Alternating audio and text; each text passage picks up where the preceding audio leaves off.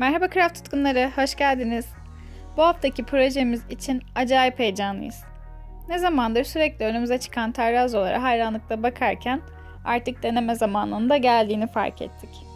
2 bölüm halinde yayınlayacağımız serimizde birbirinden farklı yöntemlerle ilk olarak terrazzo parçacıklarını nasıl yaptığımızı anlatacağız. Devamında ise bu parçacıklarla yaptığımız malzemeleri göreceksiniz. O kısım sürpriz olarak kalsın.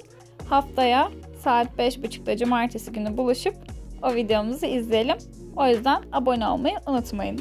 2 farklı yöntemle hazırlayacağımız parçacıklarımız için gelin ilk yönteme bakıp gereken malzemelerimizi sayalım. İlk yöntemimizde bu kavanozda gördüğünüz rengarenk parçacıkları elde etmek için ihtiyacımız olanlar sevdiğimiz renklerde akrilik boyalar ve yağlı kağıt olacak.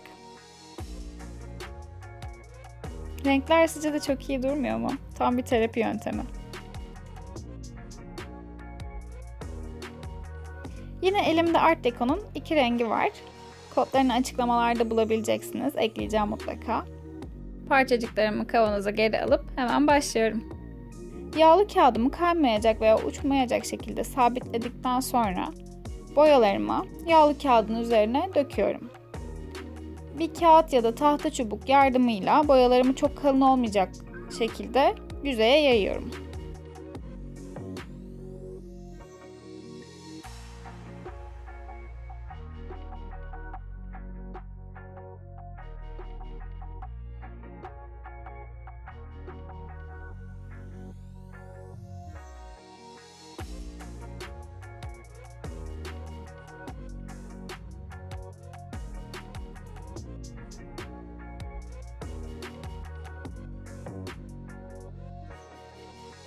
Boyaların tam olarak kuruyup kağıttan ayrılabilmesi için ve bizim sonrasında yapacağımız işlemleri uygulayabilmemiz için bir gün kadar bekletmemiz gerekiyor.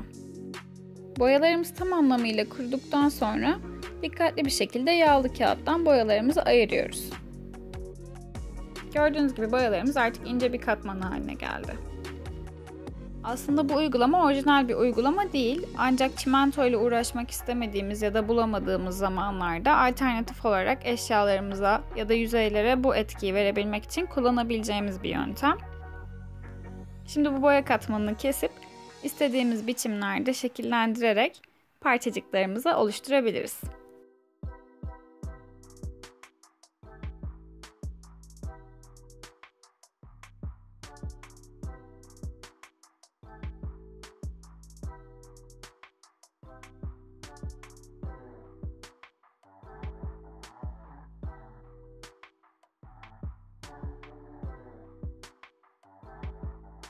İlk yöntemimizle ilgili anlatacaklarım bu kadar. Nasıl uygulayacağımızı ise önümüzdeki haftanın videosunda göreceksiniz. Şimdi ikinci yöntemimize bakabiliriz. İkinci yöntem için kullanacağımız malzemeler beyaz çimento, çimento boyası ve alternatif olarak size önereceğim akrilik boyalar olacak. Ben de bu projede çok fazla akrilik boya kullandım. Sadece elimde bir tane çimento boyası var. Bunu da denemek için almıştım. Onunla ilgili yorumlarımı da ileteceğim zaten. Ayrıca çimentoyu karıştırmak için kabımızı ve suyumuzu hazır bulunduruyoruz. Bir yandan da streç filmimizi yanımızda hazır bekletirsek süper olur. Ben size çimento kararken herhangi bir ölçü vermeyeceğim. Siz hangi renkte parçacığınızın fazla olmasını istiyorsanız ona göre çimento miktarını değiştirebilirsiniz. Tutturmanız gereken en önemli şey kıvamı olacak zaten. Çok fazla su eklediğinizi anlarsınız çok vıcık olmasından. O zaman kontrollü bir şekilde çimento ekleyebilirsiniz ya da katı olursa azar azar su ekleyerek krema kıvamını yakalamaya çalışabilirsiniz.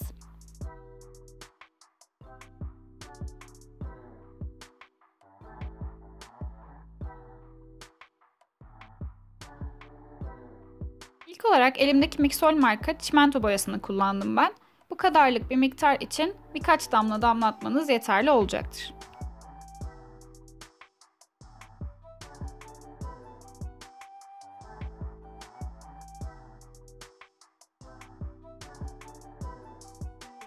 Çimentoya boyayı tamamen yedirip hazırladığımız karışımı streç filmin üzerine ne çok kalın ne de çok ince olacak şekilde yayıyoruz.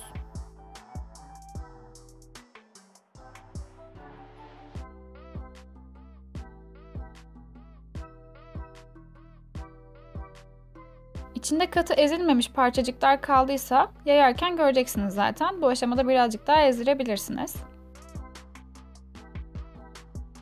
Ve üzerine streçi de kapatıp azıcık daha yaydırıyoruz.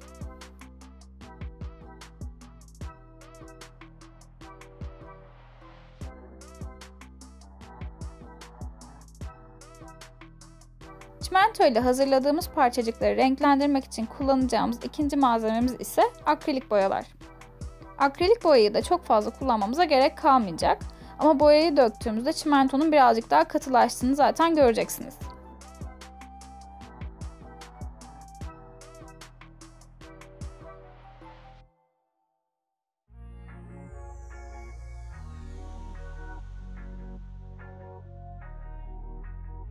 Burada o katılaşmadan dolayı biraz daha su eklemeniz gerekecek.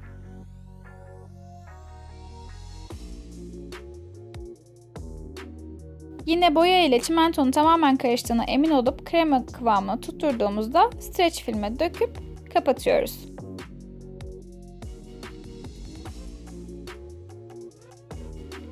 Terrazzo parçacıklarının tamamen kuruyup sertleşmesi için 1 ile 1,5 gün arası bekletmemiz yeterli oluyor.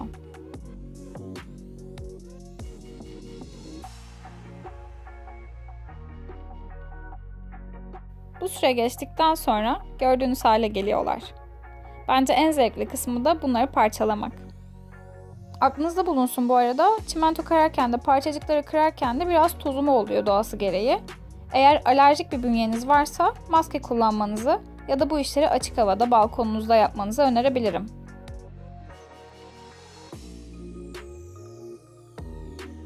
Akrilik boya ile çimento boyası arasındaki farkı gelince de çimento boyası çok sert oldu ve kırması zordu gerçekten.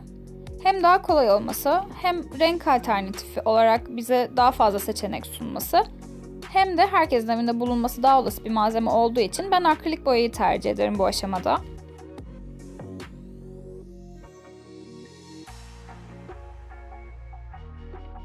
Bana çimento lazım dediğinizde evdekilerin tepkisi biraz değişik olabilir ama siz ısrar edin çünkü çok güzel şeyler çıkacak ortaya.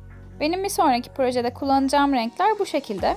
Umarım siz de bu hafta malzemelerinizi hazır edersiniz ve birlikte yapabiliriz. Haftaya görüşmek üzere.